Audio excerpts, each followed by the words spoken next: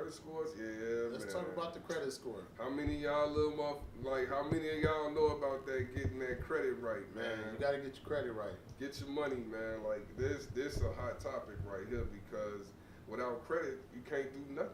Right, and it's a flip side to that too, though. Yeah. Credit could also ruin your life. It can ruin you if you ain't got the discipline. You know what I'm saying? You got to know how to work the credit, baby. You got to learn how to work the credit. Where we gonna start at? Because I got a few things to tell them. Man, like my main thing I want, this is information, man, that most people don't know. A lot of people really underestimate the power of your credit score. My thing is, man, when you turn 17, 18 years old, you need to start thinking about your future. Gotcha. Like your money matters, man, and you got to know where to put your money in order to get to the places that you need to be in life, man. So like, when you turn 17, you get your first job, you need to open a bank account. You know what I mean? Stop running around with big dumbass knots in your pocket like that's what's up. Like the richest people don't carry money in their pocket. They got credit cards and bank accounts with savings on them joints, you know what I mean? And they keep all their money put up. Yeah. You know? So, like go ahead. It's that trending thing, that I call it the mirage. The mirage. The mirage. Yeah, smoke screen. Smoke screen. Straight up. It's not there. It's not there. You walking around with 3 bands in your pocket, and that's all you work. And that's all you work. You have nothing else. I'm talking nothing. Nothing else. You got a pair of Rock Revivals, some Timbs. You might have a little Sherlin or a Pelly Pill. You got 3 bands in your pocket, and that's about all you got. So if you commit a big enough crime, it don't have to be big enough. If you go to jail, let's say, you know how you hotheads out here catching bodies. They hot. You catching bodies, right? Running around with stacks in their pocket. Listen, you catch a body, right? You know the lawyer ain't gonna come talk to you for nothing less than about 10 bands. Yeah, you need your money. You know what I'm saying? The lawyer ain't even going to talk to you for less than 10 bands. Yeah. So now you got a public defender fighting a murder. Man, it's not going to work. Right? It's not going to work. And let's say you get a bail. Let's say it don't have to even be murder. Let's say something like robbery. Let's say you get shot. Let's say you go to jail and they want a $50,000 bail, right? Yeah. It ain't just the money they want. They want a house. They want collateral. Now you got to call grandma. Because grandma got credit. She got credit. And you got to put grandma's house up in order to get you out of jail. And you 40 years old. Like 29, 30 years old. And you ain't got no credit, no house.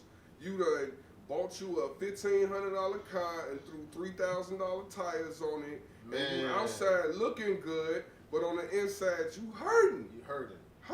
Now let's break down credit a little bit, man. Let's break it down. It says okay. Let's break it down. To get a FHA loan for a house, y'all Google and see what FHA means, right? Y'all want houses, right? Now, I hope y'all want houses. To get that loan, you need a score of 580. You need a 580 credit score to get a FHA loan. Mm-hmm. Now, to get a conventional loan, now y'all Google and see what conventional means.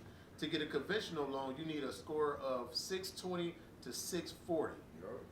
So, me personally, I suggest to everybody, do not get the FHA loan.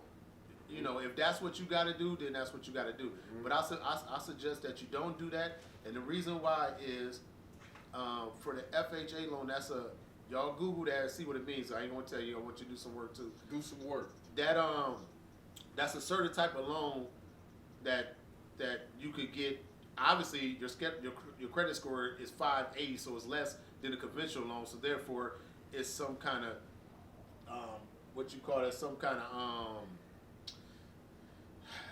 I can't say it without giving it to him. You know what I'm saying? Give it to him, man. This is the rawest form, raw education for y'all. Yeah, man. And I want y'all to do some work, so that's why I'm trying not to say it all. But obviously, that's a grant that the government's going to give you because your credit score is low. So they're going to help you out. Now, you do the research to find out why that's bad. Right. Not bad, because at the end of the day, owning is better than renting any day. Yes, at the end of the day, owning is better than renting. Yes, So at the end of the day, if you do got to get an FHA loan, do your thing.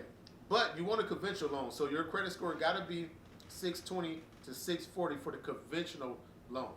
Mm-hmm. Now, Yeah, I just wanted to tell them how to make it happen, man. You know what I mean? Like, like I was saying, like a lot of guys running around here with all this money in their pocket, they fresh, you know what I mean? But they don't have the right credit score. So in order to really build your credit, we gonna put you up on game. You want to make sure that by 18 years old, you got a job.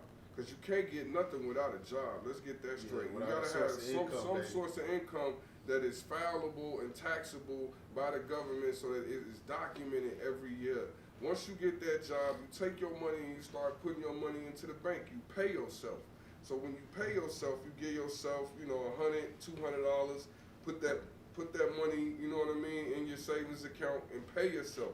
Forget that it's there. Then, once you get up to about $500, what you want to do is you want to go to the bank and ask for a secure credit card. Get you a secure credit card and start building up your credit. And the thing is just because you get a card that's worth $500, do not think that you could just go blow that $500. Don't go blow the $500, man. Oh, see, that's a tricky situation. So let's break that down. That's hard. That takes discipline. Now, if you got a $500 credit card, right? And we starting low. That's very low. $500, right? Right. What you want to do is you want to go buy stuff like gas. You want to buy stuff like that's pay your cell phone bill. That go like that. Yeah, that's $100 here, $70 here, and then pay it down. You don't never want to get to you don't never want to max it out. So if let's say you go to the store and buy something for $100. Right. Now, at the end of the month or the beginning of the month, however you want to say it, you're going to get that bill for that $100 you spent. Yep. Now, they're not going to send you a $100 bill. They're going to send, it's a $100 bill, but they're going to let you pay a percentage of it. $30. It's called a minimum. Minimum pay out of 100 it might be $30. Let's say $30 a month. Now, what you want to do is you don't want to pay the minimum of $30. See, that's the game that people don't understand. They don't understand that part. So, you spent the $100 at the store. Your bill comes. They're telling you you only got to pay us back the $30 out of that $100. Right. What you want to do though is you want to pay at least $50 of that, $40, $45. You want to pay a little bit past the minimum balance. The trickiest part is so you got these percentages. So let's say you spend $100. If you spend $100 and you only pay back $50, then you utilize 50% of your credit. So they watching that to see how you gonna maintain that balance. Spending 50% of your credit really is not functional. You know what I mean? Like you could pay it. It shows that you have a payment history, you paying on time, but it also means that you are utilizing a lot of your credit. If the best thing to do is to keep your credit card balance under 30%. So out of that, so if you spend $100 at the store and your minimum balance is 30, how much you suggest you pay? Pay 70. Pay 70. Pay 70. So when you pay 70, that lets your credit know that hey, this guy's paying on time.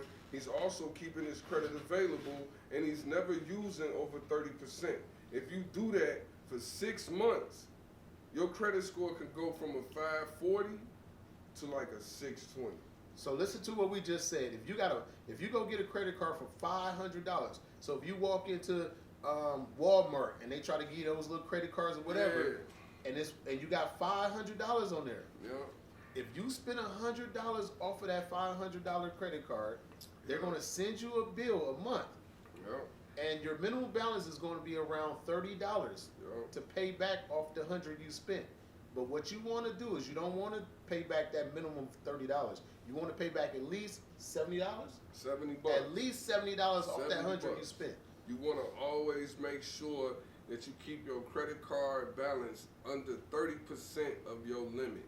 And if you keep your balance under 30% of your limit, you can get multiple credit cards. You will be able to get all types of loans for cars.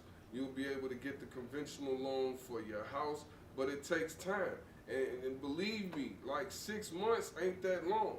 a lot of guys, 6 months go by quick. Like Too before quick, we know it, man, it's gonna be 2020 6 months. June. I'm gonna want to stunt. You know what I mean? But you're not gonna be able to really do anything if all you're doing is walking around with cash in your pocket, buying rock revivals and true religions, and you ain't got nothing in the bank. And you gotta put the money in the bank and get you a job. A lot of y'all believe that, you know, doing what you're doing in the streets is enough, man. It ain't enough, It's man. not enough, the world man. bigger than the streets, dog. Definitely. Like, you gotta get in tune with what's going on so that you can elevate to the next level. And we really should charge y'all for this video, but we not. Yeah. We just giving y'all game Giving because you game. we want to see everybody make it. Keep your credit card balance under 30%. Do that for 6 months and watch your credit score go up. And they probably be sending you all type of offers for other credit cards, but you got to start with the secure credit card. And let's talk about this. Cell phones do not help your credit. They only hurt your credit if you don't pay the bill. You got to pay it on time. Now, by you paying it, that does not help your credit. No. Cell phones do not help your credit. It only hurts your credit if you don't pay a cell phone bill. And that's the other part. A lot of people be thinking, all right, well, I missed this month payment. I'm going to make that month payment next month because they ain't turned my phone off. But that's being reported to your credit reports too. So, you know, Experian, Equifax, TransUnion, that type of language. You know what I mean? Like, all of that's being reported. Make on-time payments. You make your on-time payments. You get your secure credit card. You get you a job. And stay away from the fuck shit, really, and you'll be alright. Right. That's what we on. Like, we talking about it. That's real life. You know what I mean? A lot of guys don't understand it, man, but it's real life, man. We got guys that's like 80 years old, 60 years old, been stuck in the streets all their life, and their credit scores is like 200, 230. Well, I know somebody credit score like a 380. Like, dog, you playing games, and then you don't want to keep digging yourself into a hole, because if you get into that hole, you're going to be running around with money in your pocket and no bank account forever. And another thing is, cable bills do not help your credit either. It only hurts your credit if you don't pay it. Pay it on time. And the reason why I want to tell y'all about these cell phones and cable bills is because I hear a lot of people say stuff like I tell somebody, man, turn the cable off and get a streaming service. Cable is hitting you inside the head for $180 a month, $200 a month. You know what I'm saying? No less than $150, all the way up to $220 a month. They hitting you upside your head. Get rid of cable. You know what a person told me? I'm building my credit. I said, did you crazy? I said, you crazy? They don't know. Cable do not build your credit. It only hurts your credit. The only way cable helps your credit, once again, is if you're paying with the cable bills with a credit card. Pay it with the credit card. That's the only way it helps your credit. And set up automatic payments. Set up automatic payments. So if your bill is $100, make sure you got that $100 in the bank though before you set that up. Get a job. Get a job, right? So let's recap on that. Okay, so credit scores. Man, get your money. You need a 620 to 640 for a conventional loan on a house. You need a secure credit card with a balance of at least $500 and never max it out. Keep 30% of your available funds. Keep your balance under 30%. Now, when you say that, I want to stop there because that is very, very, very important. If you go get a $500 credit card and you spend $100 off that damn $500 that they loaned you, you want to pay at least $70 of that back when that bill come that month. At least $70 of that $100 you spent. Yep. You want to pay that. And never max it out. Never max out and never pay the minimum. I'm guilty of paying the minimum too. Don't get me wrong. I'm guilty of that too. But that's why I'm giving you the game, because I've been through it. You know what I'm saying? Trying to save y'all some time. Trying to save you some time, man. If we've been through it and we can save you some time, that's what we trying to do. That's what we trying to do. You know what I'm saying? So, and one last thing. Cell phones and cable bills do not build credit. It only hurts credit if you don't pay them. Pay them on time. Get your credit right, man. Automatic payments, man. Straight up. Let's go.